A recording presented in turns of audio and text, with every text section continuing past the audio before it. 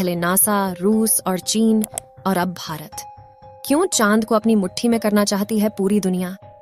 और क्या है चंद्रमा से जुड़े वो डार्क सीक्रेट्स जो स्पेस एजेंसियां हमसे छुपा रही हैं? जानेंगे धरती से चांद तक के इस रोमांचक सफर के बारे में। दोस्तों, भारत के चंद्रयान 3 ने का विक्रम लैंडर चांद की सतह पर सॉफ्ट लैंडिंग करेगा। वहीं रूस का लूना 25 भी चांद की तरफ रवाना हो गया है, जबकि साल 2024 में नासा भी अपने आर्टेमिस प्रोग्राम के तहत एक बार फिर वैज्ञानिकों को यानी एस्ट्रोनॉट्स को चांद पर भेजने वाला है। और चीन भी जल्द ही एक और मून मिशन करने वाला है। लेकिन अब सवाल आता है कि इन सभी देशों को चांद पर ऐसा क्या दिख गया जो चारों ओर चांद पर पहले पहुंचने की होड़ मची हुई है? और चांद से जुड़े ऐसे कौन से रहस्य हैं जिनसे से पर्दा उठाते ही हमारा चांद को देखने का नजरिया ही बदल जाएगा? जानेंगे पृथ्वी से चांद तक के इस रोमांचक सफर की कुछ खास बातें। तो जल्दी से अपनी कुर्सी की पेटी बांध लीजिए और पूरा वीडियो जरूर देखिए। दोस्तों, चांद हमारी पृथ्वी से 3,84,400 किलोमीटर दूर है और अगर हम सीधा रास्ता पकड़ते हैं तो इसी के आसपास डिस्टेंस में ही हम चांद की सतह पर पहुंच जाएंगे। जबकि भारत के चंद्रयान 3 के रास्ते से हमें चांद पर पहुंचने में 42 दिन लगेंगे, क्योंकि चंद्रयान 3 ने चंद्रमा की तरफ जाने का अंडाकार रास्ता चुना है, जिसमें वो पहले पृथ्वी के चक्कर लगाकर चांद की ओर एक लंबे रूट से बढ़ेगा और फिर चांद के चक्कर लगाकर लैंडिंग करेगा। हालांकि यह रास्ता काफी किफायती तो है, लेकिन इसमें हमें एस्ट्रोनॉट के लिए बहुत खाना, ऑक्सीजन और पानी की जरूरत पड़ेगी, जिसे स्टोर करने के लिए बड़ा स्पेसक्राफ्ट चाहिए होगा। और इस रास्ते से जाने पर 30 लाख किलोमीटर की दूरी तय करके हम काफी थक भी जाएंगे। इसलिए चलिए हम अमेरिका और रूस वाले सीधे रास्ते से ही चांद की तरफ चलते हैं और इस रास्ते से हमें चांद पर पहुंचने में 4 से 5 दिन लगेंगे। जब स्पेसक्राफ्ट का लैंडर आपको चांद पर उतारेगा तो बाहर आने के लिए आपको सबसे पहले अपना स्पेस सूट पहनना होगा, क्योंकि चांद पर काफी पतला वातावरण है और इसमें ऑक्सीजन मौजूद नहीं है। इसी वजह से सांस लेने के लिए आपको स्पेस सूट के पीछे लगे ऑक्सीजन सिलेंडर का सहारा लेना होगा। स्पेस सूट पहनने के बाद जब आप चांद की सतह पर कदम रखेंगे तो खुद को काफी हल्का महसूस करेंगे। दरअसल चंद्रमा का गुरुत्वाकर्षण पृथ्वी से 6 गुना कम है, इसलिए अगर पृथ्वी पर आपका वजन 60 किलोग्राम है तो चांद पर यह सिर्फ 10 किलोग्राम हो जाएगा। इसी वजह से पहली बार चांद पर कदम रखते ही शुरुआत में आपका बैलेंस बिगड़ेगा और आप चलने के बजाय उछलते हुए नीचे भी गिर सकते हैं। इसलिए चांद की सतह पर संभल कर कदम रखना जरूरी है।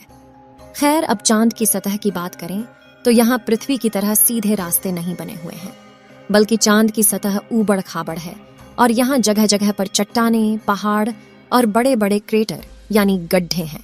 चांद पर यह गड्ढे तो 20 सालों से गिर रहे उल्का पिंडों की वजह से बने हैं और ये 100 सेंटीमीटर से लेकर 25 किलोमीटर तक बड़े हैं। वहीं चांद की मिट्टी यानी कि लूनर सॉइल बिल्कुल ज्वालामुखी से निकलने वाली राख जितनी पतली है और इसका रंग भी पृथ्वी की मिट्टी से ज्यादा डार्क, बिल्कुल सीमेंट की तरह होता है। इस मिट्टी में खुरदरापन न होने की वजह से आप जैसे ही इस पर कदम रखेंगे तो आपके पैरों के निशान बन जाएंगे, जिस वजह से चांद पर सबसे पहले कदम रखने वाले एस्ट्रोनॉट नील आर्मस्ट्रॉन्ग और बज एल्ड्रिन के पैरों के निशान आज भी मौजूद है। अब चांद की खूबसूरत जमीन देखने के बाद साथियों, आप अपनी नजरें जब ऊपर की तरफ करेंगे तो आपको हमारी पृथ्वी भी दिखाई देगी। जैसे पृथ्वी पर चांद का उदय होता है, वैसे ही चांद पर भी पृथ्वी का उदय होता है। बस फर्क इतना है कि पृथ्वी से देखने पर चांद काफी छोटा लगता है और चांद से देखने पर पृथ्वी बहुत बड़ी दिखाई देती है। और यहाँ से धरती की खूबसूरती देखकर आप खुश हो जाओगे। अब अगर आप चांद के उत्तरी ध्रुव पर लैंड करोगे तो आपको अपने आसपास भूतकाल में फैले हुए स्पेस मिशन के स्पेसक्राफ्ट और सैटेलाइट के टुकड़ों के साथ प्लास्टिक बैग में भरा हुआ कूड़ा भी दिखेगा। ये कूड़ा नासा के उन 12 एस्ट्रोनॉट्स ने फेंका है जो चांद पर जा पाए। दरअसल इन बैग्स में इनका मलमूत्र और खाने के रैपर्स और बिस्किट है। वहीं अगर आप चांद के दक्षिणी ध्रुव पर उस जगह उतरते हैं जहां 4 साल पहले चंद्रयान 2 क्रैश लैंड होकर गिरा था, तो वो आज भी आपको उतनी बुरी कंडीशन में ही मिलेगा, क्योंकि क्रैश लैंड होने के बाद न तो वह बारिश और न ही तूफानी बवंडर से रूबरू हुआ है। इसलिए अगर आप उसे अपने स्पेस क्राफ्ट में फिट करके पृथ्वी पर वापस ले आए तो उसे ठीक करके वापस भेजा जा सकता है। दोस्तों, आप यह तो जानते ही होंगे कि स्पेस के सभी ऑब्जेक्ट्स पर अचानक उल्का पिंडों की बारिश हो जाती है। यह तो अच्छा है कि पृथ्वी की मैग्नेटिक फील्ड इन उल्का पिंडों को या तो साइड में धकेल देती है या फिर ग्रेविटी और एटमॉस्फेयर इसे धरती तक पहुंचने के पहले ही जलाकर राख कर देते हैं। लेकिन चांद की मैग्नेटिक फील्ड पृथ्वी के मुकाबले काफी कमजोर है। इसकी ग्रेविटी भी कम है और यहाँ घना वातावरण भी मौजूद नहीं है। इसी वजह से चांद पर लगातार उल्का पिंडों की बारिश होती रहती है। ऐसे में कोई भी उल्का पिंड गिरकर आपको पल भर में मौत के घाट उतार सकता है। इसलिए आपको उल्का पिंडों पर नजर लगाए बैठे कमांड सेंटर के वैज्ञानिकों से लगातार संपर्क बनाए रखना होगा। अब अगर आप सोच रहे हैं कि आप अपने किसी दोस्त या फिर लाइफ पार्टनर को चांद पर साथ लेकर जाकर गप्पे लड़ाते हुए अपने मून मिशन पर काम करें, तो आपको बता दें कि ऐसा मुमकिन नहीं है, क्योंकि चांद पर वातावरण न होने की वजह से साउंड वेव चल नहीं पाते। यानी कि अगर आप अपने साथी को कुछ बोलेंगे तो वह आपके होंठ हिलते हुए तो देखेगा, लेकिन आपकी आवाज नहीं सुन पाएगा। इतना ही नहीं, चांद पर आपको अपनी आवाज तक नहीं सुनाई देगी, मानो जैसे मोबाइल की तरह किसी ने आपको भी साइलेंट मोड पर डाल दिया है। हालांकि एस्ट्रोनॉट चांद पर एक दृश्य स्पेस सूट पहनते हैं जिसमें साउंड पुश करवाने के लिए नाइट्रोजन और ऑक्सीजन की मदद से कृत्रिम वायुमंडल बनाया जाता है। साथ ही इन्हें एक माइक्रोफोन वाली हेडफोन पहनाई जाती है जिसके जरिए यह अपने साथी और कमांड सेंटर की आवाज सुन सके और जवाब भी दे सकें।